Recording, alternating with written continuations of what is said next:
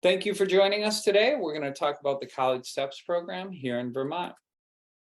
We're a community-based transition program that's providing really student-centered, personalized support for students on campus in a very inclusive way in that authentic adult learning environment. And we're holding them to those same expectations that any other adult on campus would be held. We're doing this through structured support that we're working really closely with teams to inform and not reinvent the wheel, so that we're making sure we have the right supports for these students. We really pride ourselves on kind of pulling teams together. So some of our students are coming from high school, some are coming from community agencies, we're just working with families. We pull all those people together into the meetings, and then we're also providing all this support on the college campus and work really closely with those colleges. And so we can pull all those pieces together to make sure a student has everything they need and everybody understands what their role in that process is.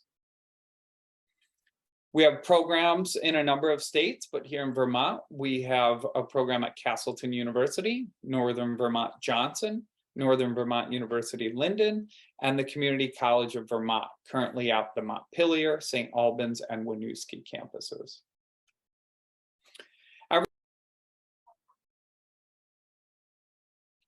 We recognize that every student's different, every student's unique, so we don't have a one-size-fits-all type of support. We're really learning who our students are, talking to their teams so that we make sure that the support that we have for each student is really custom tailored to them. We do this with a campus coordinator on each campus. So we have an office at the partnering college, and the students are meeting with that person each week to talk about how are things going, problem solve any of the issues at hand, and also make adjustments to schedule and support as needed. And then they're reporting that out to our team of peer mentors, our other staff on campus, who are really the day in, day out supports for students on campus. This all begins with the individualized college plan, where we're setting goals with students for themselves in these 4 areas. Everybody obviously thinks about academics when it comes to college. What classes am I taking and how am I doing in those classes?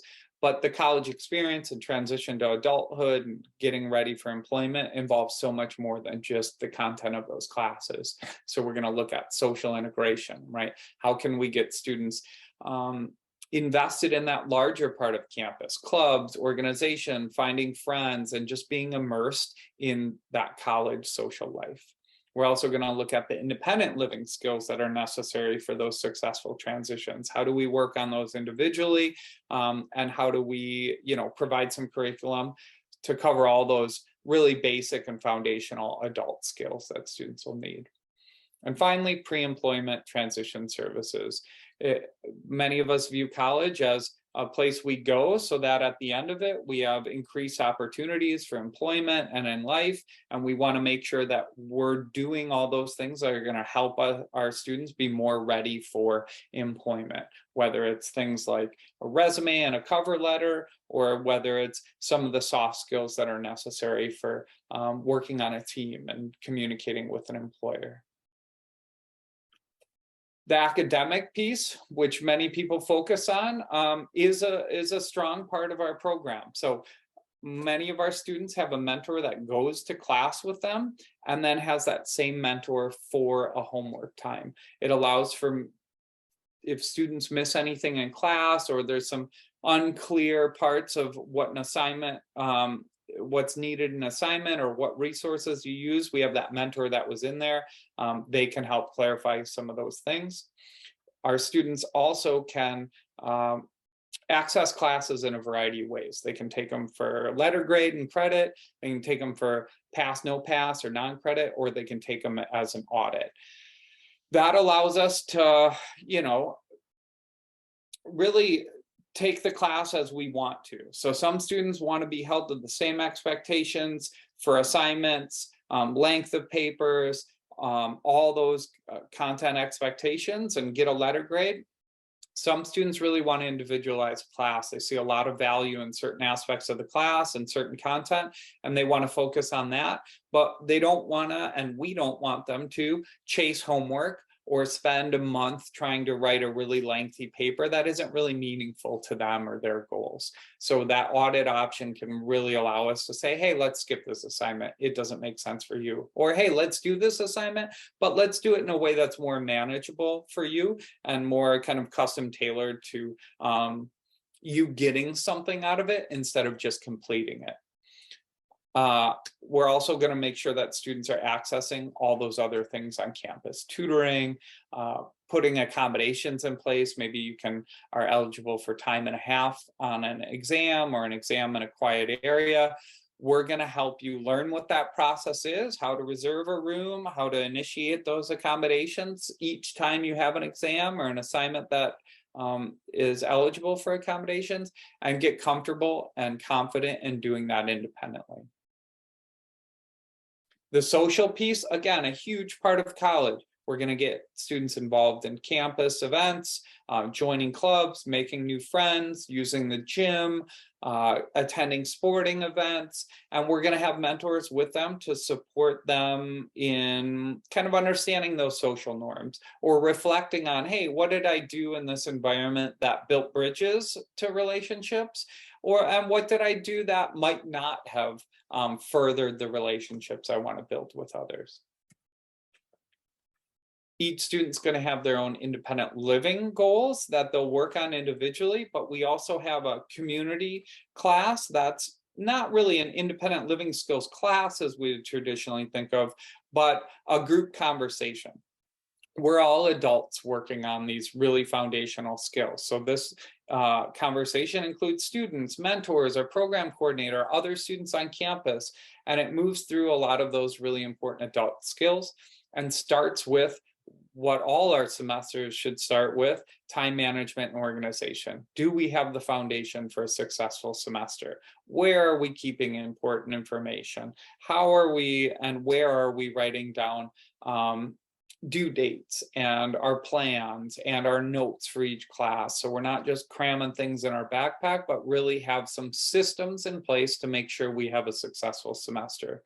From there, it moves through all those other typical adult issues like managing stress and uncertainty, problem solving, navigating the social world and campus and community resources, all those kind of things that are going to help us be more successful on campus, in the community, in the workplace, and just in life in general.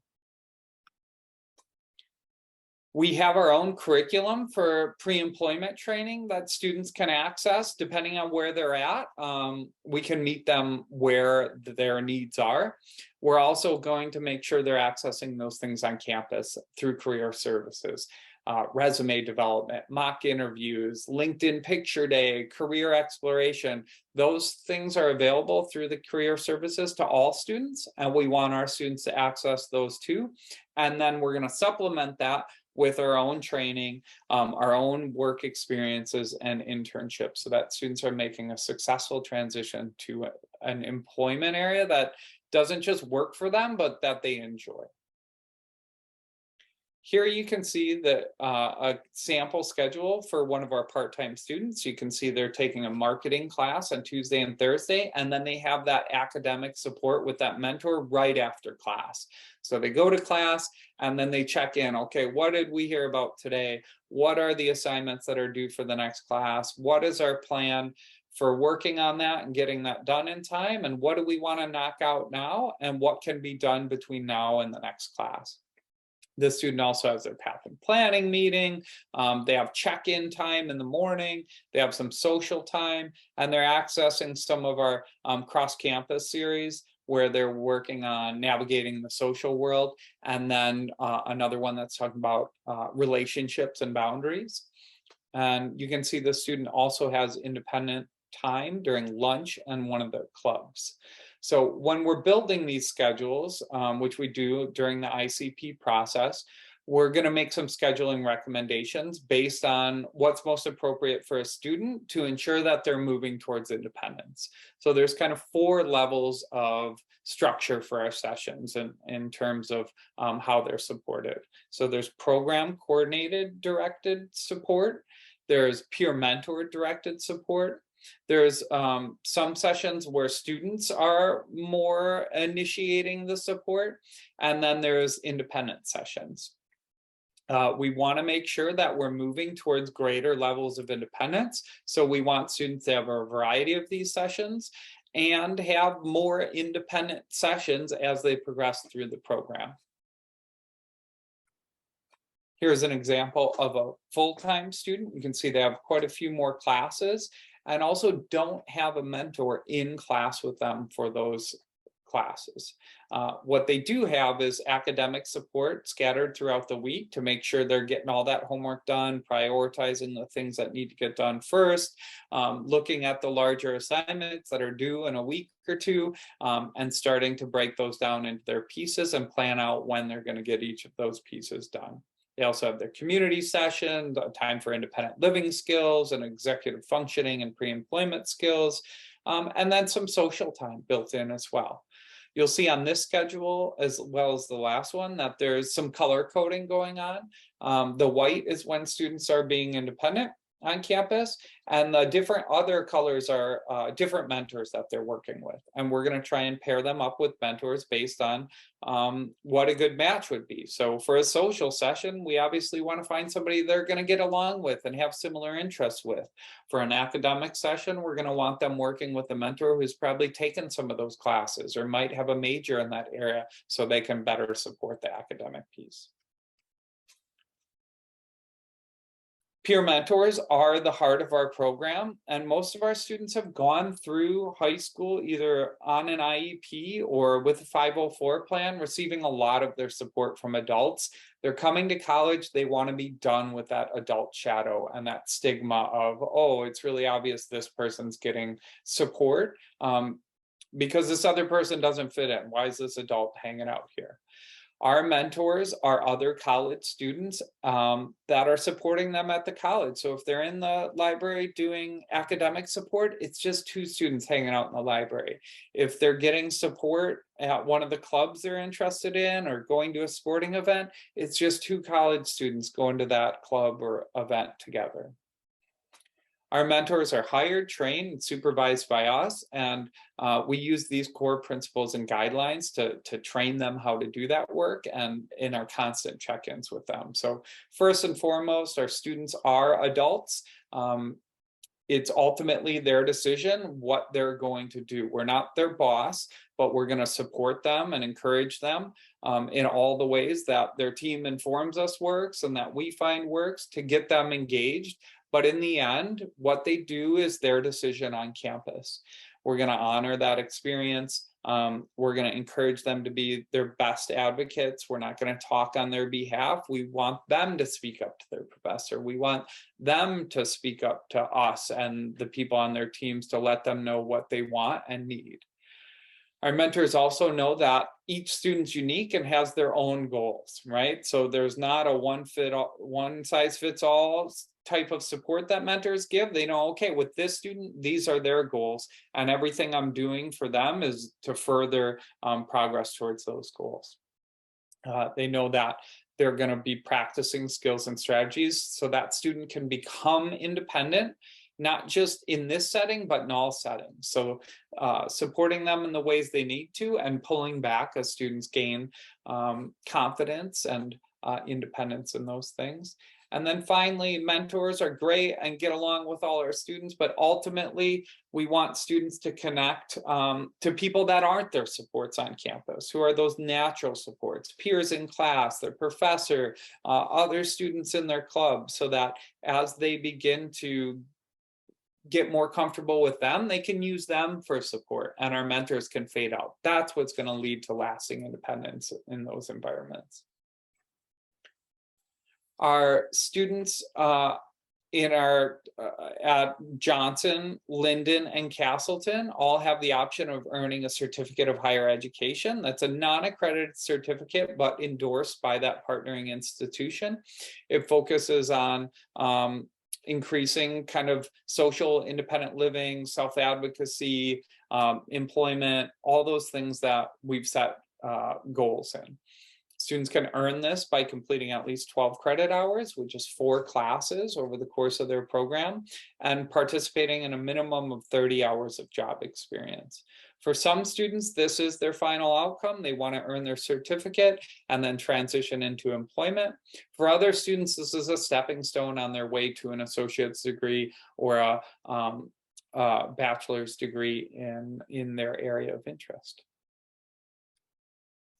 Our College Compass program has been built in collaboration with HIREABILITY. Many years ago, they reached out and saw our network of mentors on campus and our structured support and wanted to offer that to their consumers as well. So currently, our College Compass program has a similar model, but a little lighter level of support. Students can access 4 to 10 hours of support per week. They do not have access to in-class mentors, but still get that individual and group-based homework support, those check-ins, check-outs. For most of these students, they want a few academic sessions throughout their week so that they're staying on top of their coursework. They see this as an academic support program and a way to ensure that they're being successful in their classes. And then they're picking and choosing if they want to add in some of that social stuff or independent living goals or some of the other pre-vocational stuff that we're doing. It's really up to them, but the majority of them just want that academic support in pacing themselves so they're not procrastinating, so they're not letting anxiety drive them to avoid assignments. And just again, using those accommodations, using tutoring, advocating for themselves, and getting little reminders to reach out to your professor, reach out to these other resources when it looks like you might need them.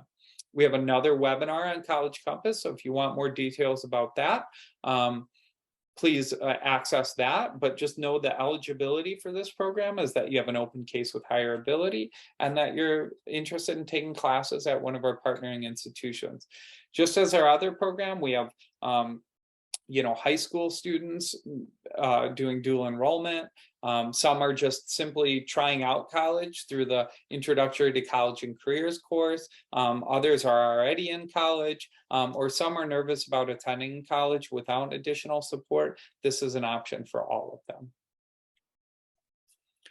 We're measuring and reporting the progress towards these goals in the following ways. So it all starts with that individualized college plan, making goals in those 4 areas. And then students are meeting with the coordinator during their path and planning meeting each week to talk about progress they're making, barriers, ways that we can overcome those obstacles or barriers. And then both our mentors and coordinator are writing notes on sessions and how things are going overall in our weekly journal. And then that weekly journal is put into a monthly set of notes that documents progress and barriers in the 4 areas that students have set goals in. And then we're pulling all those different team members together monthly for a group team meeting where we can make sure we're all on the same page and informed about how a student's doing and eye up any big transitions like new classes for the following semester, internship experiences, any of those other big transitions that students are having.